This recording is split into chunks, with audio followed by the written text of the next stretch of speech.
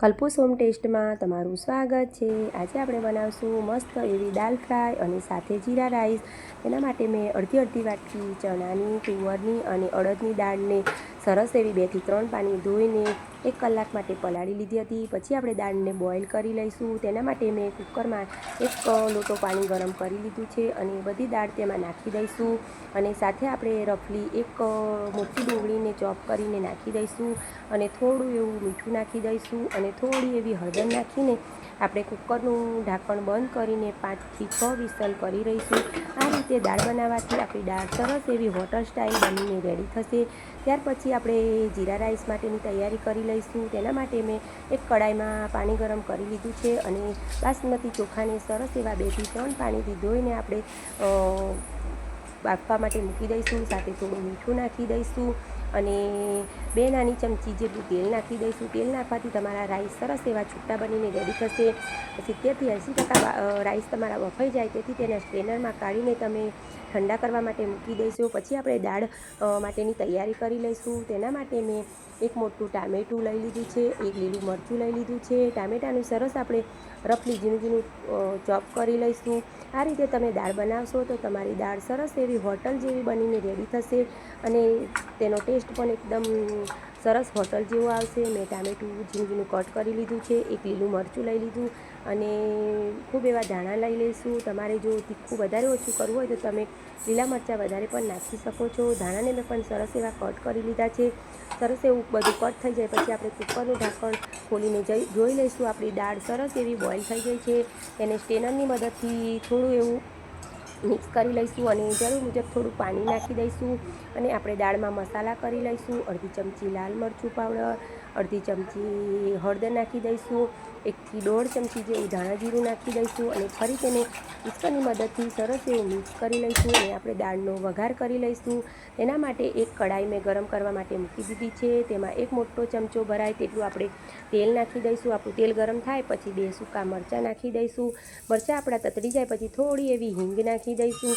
હિંગ તતડી જાય પછી 1 મોટી ચમચી ભરાય તેટલી આપણે રાઈ નાખી દઈશું। આપણી રાઈ સરસ એવી તતડે પછી લીલા મરચાં નાખી દઈશું અને ફરી ઝીણા સમારેલા ટામેટાં નાખી દઈશું। આપણે ટામેટાં થોડીવાર સાતડી લઈશું અને તેને ઢાંકીને થોડીવાર માટે ખવા દઈશું તેથી આપણા ટામેટાં સરસ એવા સોફ્ટ થઈ જાય। મેં ઢાંકીને થોડીવાર માટે ખવા દી પછી ચેક કરી લઈશું। આપણા ટામેટાં થોડા એવા સોફ્ટ થઈ ગયા છે તેને ચમચાની મદદથી ચેક કરી લઈશું અને ફરી ઉપરથી થોડું એવું લાલ મરચું પાવડર નાખી દઈશું અને જે આપણે દાળ બોઇલ કરીને રાખી હતી તે નાખી દઈશું। આપણી મસ્ત મજાની દાલ ફ્રાય બનીને રેડી થઈ ગઈ છે। પછી ઉપરથી થોડું આપણે જરૂર મુજબ પાણી નાખી દઈશું અને હલાવીને મિક્સ કરી લઈશું। પછી આપણે અડધી ચમચી મીઠું નાખી દઈશું।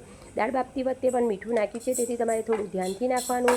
થોડો એવો ગોળ નાખી દઈશું। જો તમને ગોળ ન ફાવતો હોય તો તમે સ્કીપ પણ કરી શકો છો પણ ગોળ નાખજો, તમારી દાળ મસ્ત મજાની બનીને રેડી થશે। અને અડધો લીંબુનો રસ નાખી દઈશું અને દાળને સરસ એવી ઉકળવા દઈશું। ઉપરથી લીલા ધાણા નાખી દઈશું। આપણી મસ્ત મજાની દાળ બનીને રેડી થઈ ગઈ છે। પછી આપણે ઉપર તડકો લગાવી લઈશું।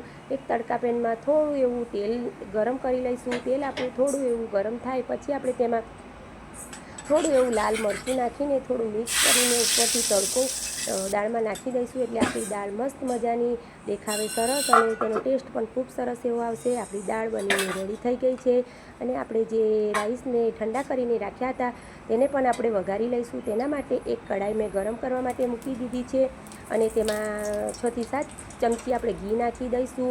1 તમાલપત્રનો ટુકડો નાખી દઈશું અને ખૂબ એવું જીરું નાખી દઈશું। જીરા રાઈસ આપણે બનાવવાના છે તેથી તમારે જીરાની ક્વોન્ટિટી થોડી વધારે રાખવાની તેથી ટેસ્ટ ખૂબ સરસ એવો આવે। આપણું જીરું સરસ એવું તતડી જાય પછી આપણે જે ચોખાને બોઇલ કરીને ઠંડા કરીને રાખ્યા હતા તે નાખી દઈશું અને તેને હળવા હાથે સરસ એવું મિક્સ કરી લઈશું તેથી તમારા ચોખા ભાગે નહીં અને તમારે ધીમા હાથે સરસ એવું મિક્સ કરી લેવાનું। આપણા મસ્ત મજાના જીરા રાઈસ બનીને રેડી છે।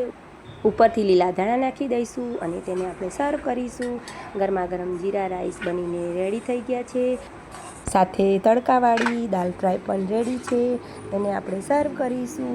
આપણા ગરમા ગરમ જીરા રાઈસ અને દાલ ફ્રાય રેડી છે અને ઉપરથી થોડા ધાણા નાખીને ગાર્નિશ કરી લઈશું। સાથે પાપડ મૂકી દઈશું અને અડધો લીંબુનો ટુકડો મૂકી દઈશું. તમને મારી આ રેસીપી ગમતી હોય તો મારી ચેનલને લાઈક કરજો, સબસ્ક્રાઈબ કરજો અને શેર કરજો.